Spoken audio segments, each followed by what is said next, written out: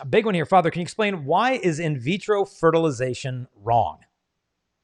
Great question. Because you especially, kind of like we highlighted, that the church is pro-life and the church is oriented towards more life and more and more life. This is in vitro, which would be oriented towards more life. In fact, it's helping people who long to be parents to actually potentially be parents. But in vitro would be wrong for a couple of reasons. And both of them are incredibly serious. Again, my motivation is I want to be a parent. My motivation is I want to like fulfill this longing in my heart and actually the orientation of my body. Here's a husband and wife. It's like, yeah, this is the fulfillment of our love for each other, except for the fact that in vitro separates babies and bonding, right? It separates the action of it separates the sexual act from procreation. It takes it apart and sterilizes it. In fact, it works against the gift of self. It works against I'll say the bonding part of it. So we use the example of here's contraception that works against the procreative part, the aspect of the nature of sex. In vitro works against the unitive or the bonding part of the nature of sex. That's the first part. The second part is in the process of in vitro fertilization, the doctors or people working in the lab will fertilize multiple eggs. And so basically they'll create many human beings and then they'll implant those human beings and see which ones survive, which ones implant and begin to grow. But there's a whole slew of other human beings that this couple will have that are in a lab somewhere or in a freezer somewhere. And those are human lives with human souls from the moment of conception. And that's the second reason, or maybe depending where you're counting from, maybe the first reason why in vitro would be prohibitive.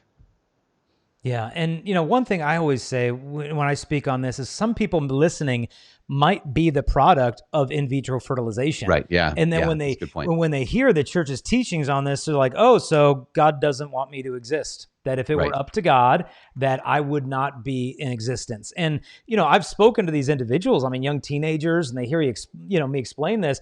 But one thing I always want to remind them of is that the Holy Spirit is the Lord and the giver of life, that God is the creator. Your parents can try to conceive a child, but ultimately God is the one who chooses who comes into the creation. And the morality of the act of conception tells us nothing about the dignity of the child. And so we can be brought into the world by all kinds of stuff, whether it's fornication, an act of prostitution, incest, rape, two virgins on their wedding night, in vitro fertilization, artificial insemination. All these things have different ethical, values to them. But it doesn't mean that the children conceived by these means have any less varying degrees of dignity.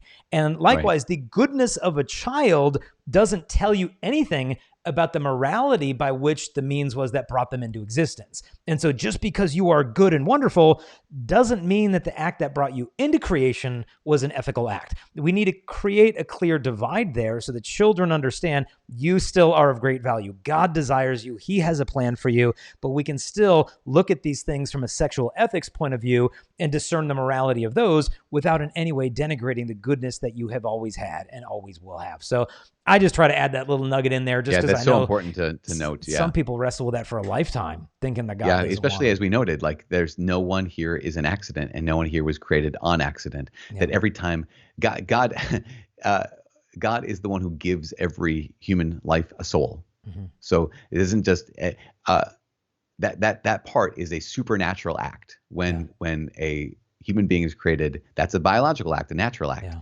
But when that human being is given a soul, that is a supernatural act, meaning God desires you to exist. Yeah. And that is independent of the circumstances of one's conception. Yeah. And the church also adds that it's a violation of the dignity of the child who has a God-given right to be brought into existence by an act of covenant love between a husband and a wife, rather than through an act of masturbation followed by a lab technician tinkering with cells in a petri dish and then inserted into the woman. It's a violation of the dignity of the child as well. Hey there, I hope you enjoyed that little clip, but if you want to see the whole episode where this came from, just click the link here. And in the meantime, we want to invite you to help us share this message, and there's a couple things you can do real quick. Number one, if you like or comment or share this video, YouTube will actually show it to more people. Also, Don't forget to subscribe, hit the notification bell. We release videos every single day, and you'll be notified as soon as those come out. If you want to help us also to spread this message, you can support us at patreon.com/Jason Evert. That helps us to create these videos and show them to the whole world. God bless.